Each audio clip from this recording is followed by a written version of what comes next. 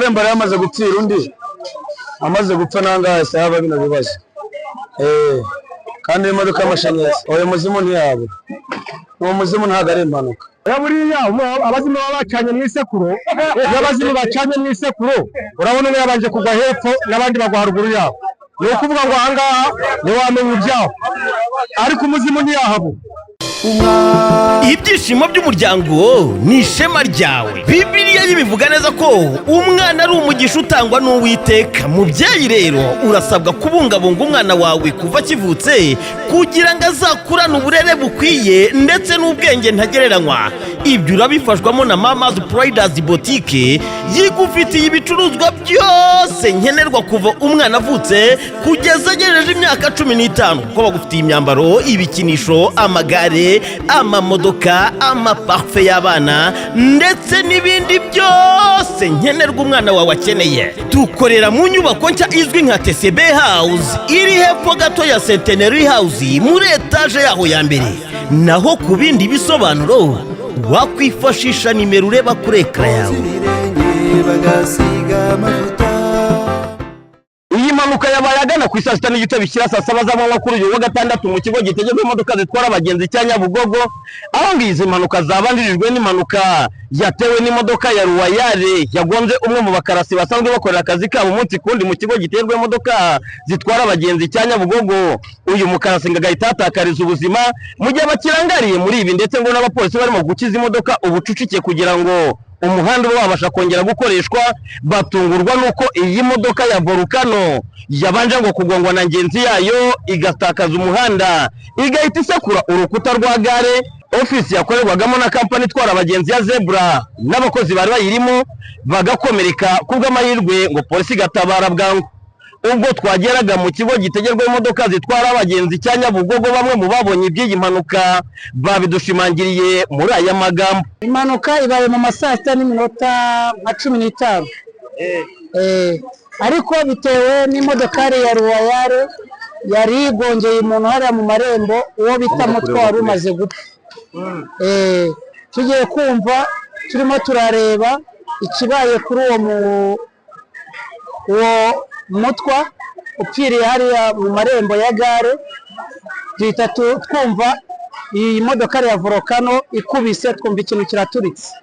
Tugiye kureba tubona ishenye ibiro bya Zebra kuri agence zijya za Cyangugu n'ibiro by'abasekirite bahano. Abantu byo nta kuntu hatabura abantu bapfa bitewe n'uburyo ibaye pe, ariko ntago nabihamya. Hagati aho dutegereje kumenya uko byaba bigenza, ariko inkomerezo ni nyinshi. Tugiye kuba tubona imodoka irinjiye igonza inzu n'abantu bari bari ku ruhande rwabo. Ubwo ukundi kuntu bigenze tugiye kubona tugira ngo ni ibisanzwe ndi gushaka parikingi. Tugiye kubona tubona amazu yose araguye. Ubwo mu kugwa ikindi kintu dukoze twe n'abatabazi n'abantu bafite imbaraga dushatse gushakisha abantu bari bari muri ayo mazu mu rwego rwo kugira ngo hatagira umuntu urenganirwamo, ariko umubyeyi umwe ashobora kuba yataye ubuzima wari urimo, abandi bamwe na bamwe bagiye babatwara kwa muganga, harimo n'umwana w'uruhinja. N'imodoka yagize ikibazo cya feri iraza kubita ibiro, izi biro zombi urumva abantu bari barimo bakomeretse. Abaturage kandi bashimangira ko muri iki kigo gitegerwa imodoka zitwara abagenzi cya Nyabugogo ngo hari umuzimu wo gusengerwa. Ngiki cyo batangaza. Aremba yamaze gupfira undi amaze gupfa nangahe saba bino bibazo. Oya muzimu ntiyabo uwo muzimu ntago ari impanuka. Niwe mukarasi uzwana muri gare, ntago ari kugenda wenyine kandi akorera hano muri gare. Urumva ni umuntu uzwi, ni umuntu w'umumambure, ni umuntu w'umukarasi mbese uzi ubwenge. Bishatse kuvuga ngo ntago mutwa yari kugenda wenyine mu kimodoka mukaje muca muntu arangira uwo mutwa nta mpamvu ari kugenda ari wenyine. Kiraza muna muterekeye none se reba imodoka yamukandagiye kandi imukandagiye ni ngenzi yiyi imuciye mu nda irangije uwo mutwa igihe ikimukandagira igihe bari ku murambo we ihita ikora indi mpanuka. Biro bisa bigendana n'abapampe bose baragendanye. Y'abazimu bacanye mu isekuro urabona umwe yabanje kugwa hepfo n'abandi bagwa haruguru yabo. ni ukuvuga ngo ahangaha ntiwamenya ibyaho ariko umuzimu ntiyahabu umuzimu yabura muri iyi gare bakunda kuza kuhasengera cyane ahangaha bakunda kuza kuhasengera cyane royale yagonze uriya wapfuye niyo yaciye ungu y'akaguru sibyo none se ni gute yongeye kagonga undi nawe agapfa ubwo se sinjye usigaye ubwo se nzi zifite umuzimu wava ku sente. Abaturage bongera gutunga agatoki izi modoka nshya zako bakemanga ubuziranenge bwazo bagasaba ko abashoferi bazitwara bakagombye kujya bazigishwa mu rwego rwo kwirinda impanuka nk'izi. Bana imodoka ya leta umaze bisi yaturutse inyuma aho nkorera ka kazi kose ka TPR kose bakatwara yabanje kugongo na ngenzi birahure byari bishoreranye bingana yaje bisi by'amashanyarazi. Bamwe mu baturage bati hano Nyabugogo hari umutima wo gusengerwa kuko iyo bibaye hari umuntu wari upfiriye mu marembo ya gare bita muzuka. Icya kabiri atahana kuna kubera impanuka n'ubusanzwe atari ikibazo cyo mu muhanda no urabyumva gute? Ni ubuto bw'umuhanda umuhanda ni muto ariko zino bisi nazo z'amashanyarazi barazimenyera kuzitwara. Hakorwa iki izi bisi ziza ari marakuze baza bazikorera antorote bazikontorora abantu baze bazige neza bazimenye abashoferi babo nabo baza babacekinga bazikorera antorote amaferi bakore baferi bakora iki bakazinati bakora iki byose bamenye ko feri zikora nibarazimenya. Ubwo hagati yaho nka leta barakoresha ubusesenguzi barebe niba ari ukubera abashoferi bataramenyera kuba batwara izo modokari. Amakuru y'iyi mpanuka yaje kongera gushimangirwa n'umuvugizi wa polisi ishami rishinzwe umutekano wo mu muhanda SP Emmanuel Kayigi, aho avuga ko izi mpanuka ebyiri zabereye mu kigo giterwa imodoka zitwara abagenzi cya Nyabugogo. Imodoka ya Royale yahitanye ubuzima bw'umuntu umwe ubwo yinjiraga muri iki kigo, naho iyi Yutongo yagonze urukuta rukagwira amaofisi ndetse n'abari barimo hagakomereka abagera mu 10. Habaye impanuka ebyiri ariko zitandukanye yabereye mu marembo ya gare. Imodoka ya Royale ijya kwinjira muri gare yagonze umunyamaguru yitaba Imana.